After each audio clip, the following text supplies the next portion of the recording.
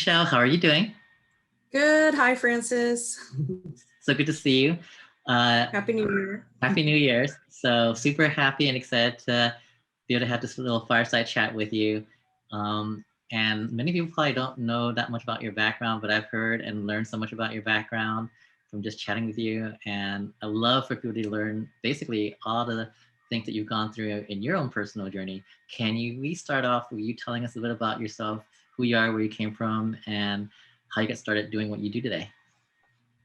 Sure. Well, thanks for giving me the opportunity to chat with you. I'm always open to sharing my life story. I think it's interesting. But yes, my name is Michelle Duong. I am an immigrant from Vietnam. My family came here to the United States in 1975, and we resided in Texas originally, and in a small town called Weatherford, Texas, and we were probably the only Asian family there.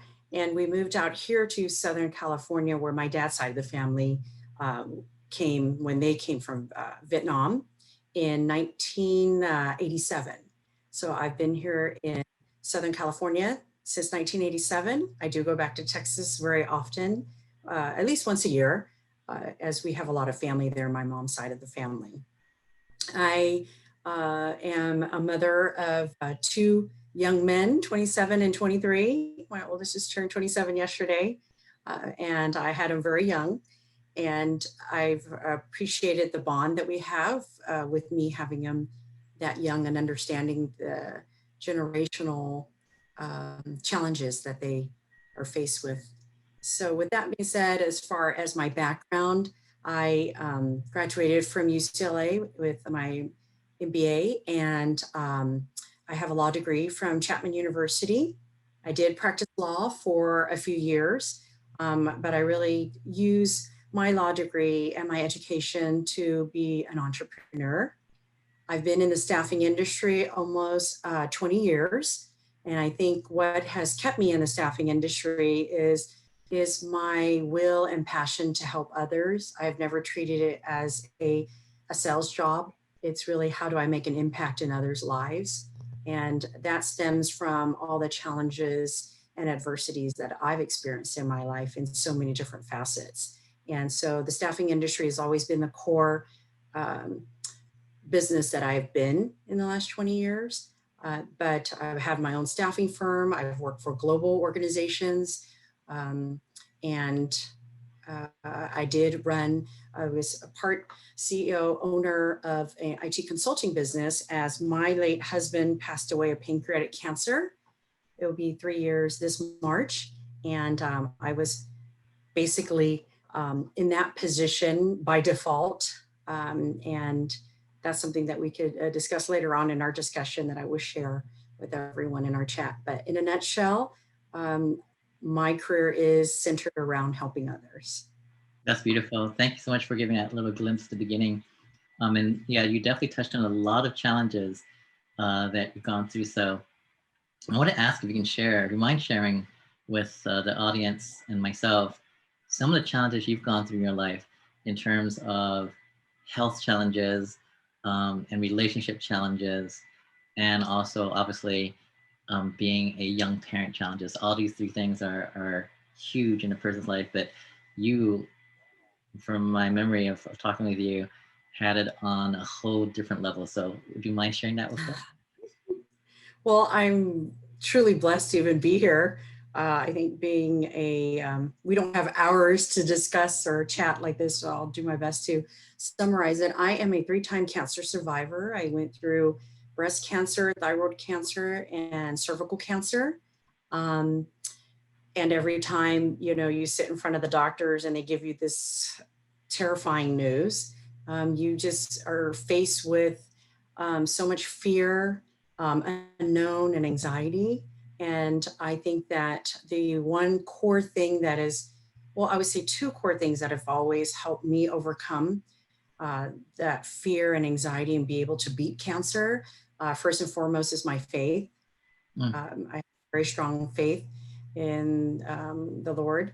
And the second piece that I think that really has helped me with overcoming health challenges is my mindset.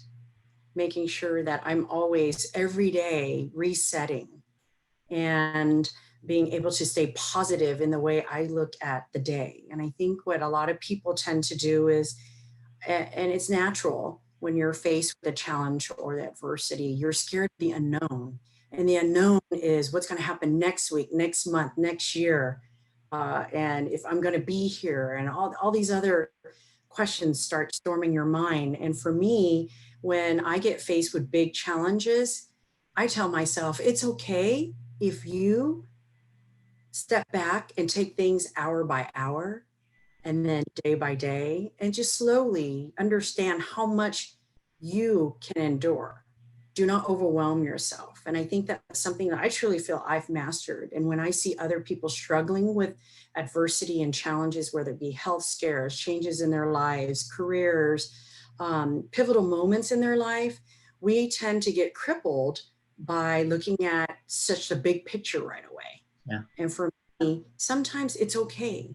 Don't feel that you're being judged, that I'm only trying to survive the next hour, you know, because sometimes that is what's required for you to overcome the challenge that you're being faced with.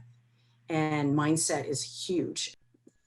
So again, you know, in summary, I think when you asked me the question, describe a little bit about the challenges that I face and how I overcame them from my health challenges, surviving cancer 3 times. The 2 main key factors are faith and mindset, and being able to train your mind that and know that it's okay. You're not being judged if you have to take things in small sound bites. Let me just surpass this next hour, and then let me get through this day. And I think I might have mentioned to you what I posted on the first of the year, where, you know, everybody's been posting on social media and their discussions is, I cannot wait for 2020 to be over with. And I said, well, what's the difference? What is going to really happen from December 31st to January 1st? It's not like we're all going to walk through this miracle door, and all of our worries and all of the challenges that we face with the pandemic and all of the changes that people experience and the fear that we've all kind of experienced to some degree with this pandemic is going to go away. It's not. So again, as a reminder, even for myself, like, look, even though 2021 is here, I'm still on video calls as I went back to work. The pandemic is still here. We don't know we're going to get the vaccines. I mean, it goes on and on and on. But it goes to say that you cannot control what happens to you. To some extent, you can, but you cannot control what occurs around you and the world, but you can always control how you respond. And I think mindset is so critical and important. And when it gets tough, when the challenges I faced in my life, I've always taken them in small strides. When I receive news, oh my gosh, you have cancer. Well, that's horrific. And when you get it a second time, oh my gosh, I'm not going to make it because I got it the first time. What are the chances I'm going to make it the second time? And then we face it again the third time. And to me, it was like, wait a minute. Okay, how did I surpass it the first 2 times? I need to make sure that I have that same mindset. And I think that's one of the things I always like to share with others when they say, how did you, survive cancer 3 times? That's what it is, truly having faith and having the right mindset, and just taking things in small strides. And soon, before you'll know it, it'll be part of your past when you're facing challenges. You talk about relationships. In the Asian community, I think even now, I come from a very traditional family, so being divorced was very taboo. Being married young and then getting divorced, my parents just thought, oh my gosh, it's doomsday. How are we going to tell the relatives? And then I remarried. And then my late husband passed away from pancreatic cancer. So it was like having to reset again and allowing myself to be able to, how am I going to be able to love again and open up again? And it's come back to having faith and really giving it to God, and just understanding that this is my journey and owning it, and never asking questions as to why it's happening to me. Let me just face the music, deal with the problem, turn it into a positive, because everything that can happen that is negative in your life, there's always a silver lining. And if you can always have the mindset that one day I'm going to look back on this and I'm going to be so proud of myself that that was an event in my life or a tragedy that I experienced in my life or a challenge in my life that I was able to surpass. And just hanging on to that feeling gives you the motivation when you are just really just trying to find a purpose to really take those first steps to make that change in your life and overcoming that challenge. So I share a little bit about that in the relationship piece. And then you said, just being a young parent, my key thing is my children are the center of my world. And I strive each and every day to be the best example possible for them. And if you were to ask him today, like, what is the one key attribute or highlight that you feel that your mom has taught you, and that is you are a fighter and you never quit. I will tell you, that's definitely what they would say. Wow. I think your two young men are super lucky to have someone like you as a mother and a role model to really give them that strength and that resolve that I think we definitely need at this point.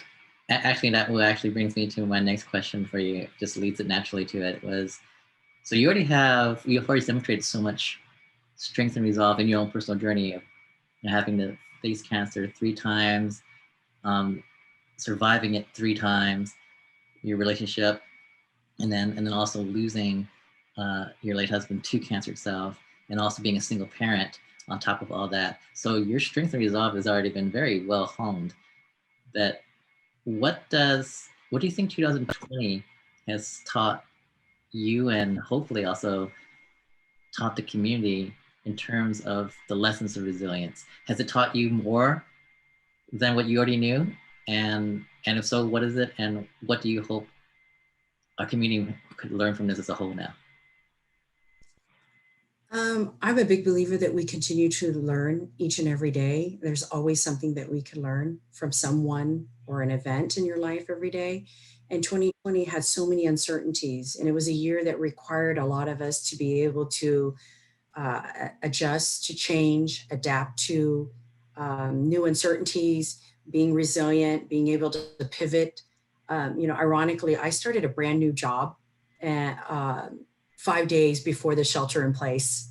I was able to exit my late husband's business and sold off my partnership and at the beginning of the year and go back to corporate America and work for a global staffing company, not knowing that the first day I would come in, they would give me a laptop and send me home and telling me that I'm going to be working remotely indefinitely. And so I think that the new way of operating for me was trying to connect with an entire team that I never met in person. I oversee the entire Western region, everything west of the Mississippi, which is huge. It's like half of the country. And how was I going to connect with everyone through this digital world? I mean, look, we're having to do a Zoom chat because of this situation that we're all facing right now. So what it's taught me is to, I've always known you have, in order to continue living and thrive, not only live, but thrive, you have to be resilient and be able to adjust and adapt to change. And that is probably something that I think that I continue to learn how to adjust and adapt to change. What are some new things that I could do and new innovative ideas of how I can continue to connect with others? But with that being said, 2020, with the pandemic, we were all forced to be at home mainly. And I have always lived a life where there was just so many activities.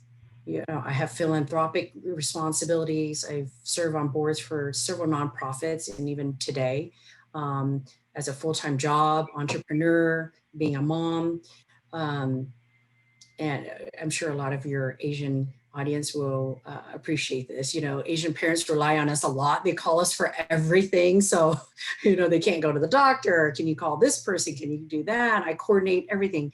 So with 2020 being such a challenging year where it forced me to slow down and I think the biggest thing that I walked away from 2020 and that I want to carry into 2021 is, okay, slow down, but still have your relevance and impact on the lives of others around you. And you can still do that. And I think the lives that I want to continue to impact and make a difference in is first and foremost my family. I really had the opportunity to do things with my family that I didn't make the time. I don't know when people say, oh, I didn't have the time. Everybody has time. You have to make the time. Mhm.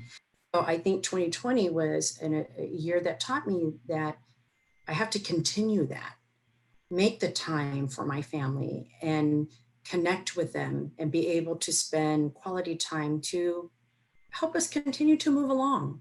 It was a year that I think a lot of people struggled mentally with all the changes as well.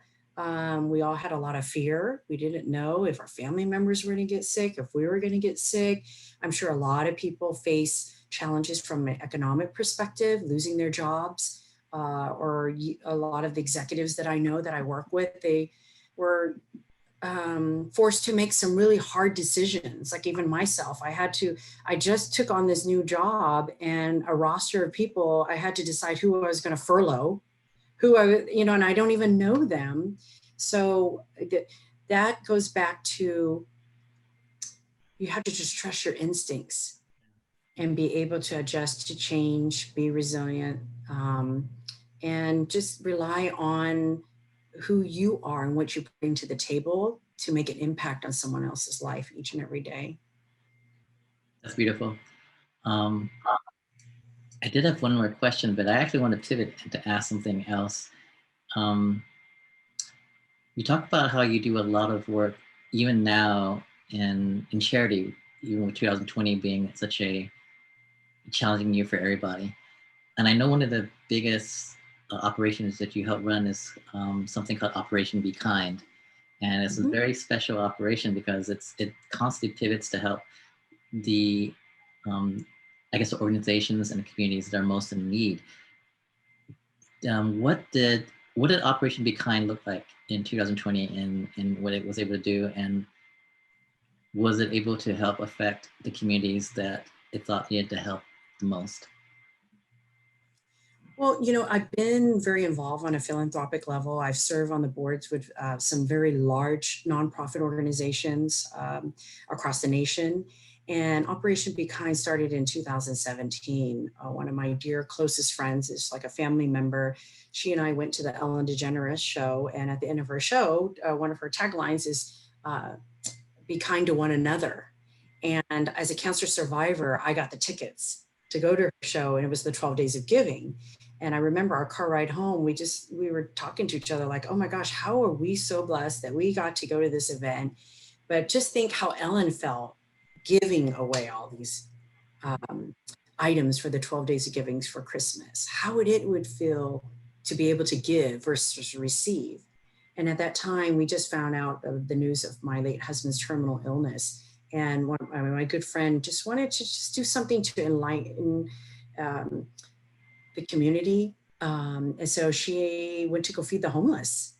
And she came home and she was just like, I want to do something to inspire our youth, to teach them how to be kind, how to spread kindness.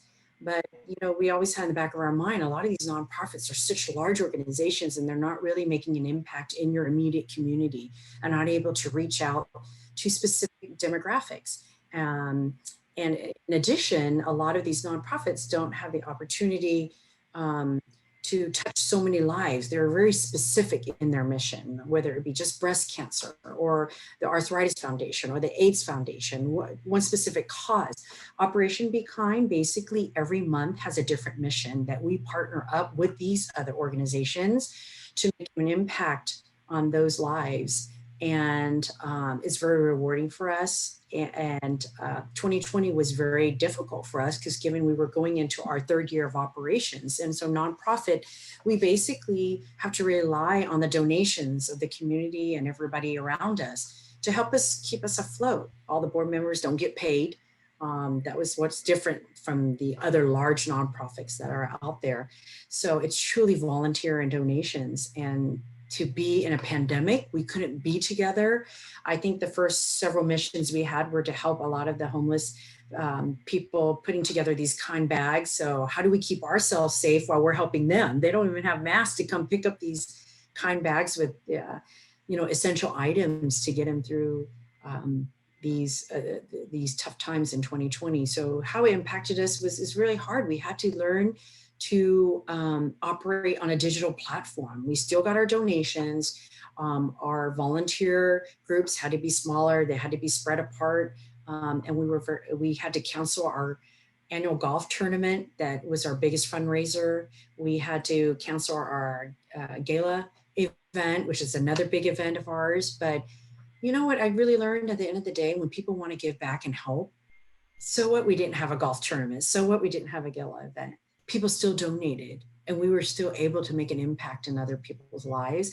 And that was probably the most rewarding thing for me, to see that, like, even in tough times, people are willing to change, adjust, and adapt to the new way we were operating, and still being able to make a difference in someone else's life and spread kindness with us.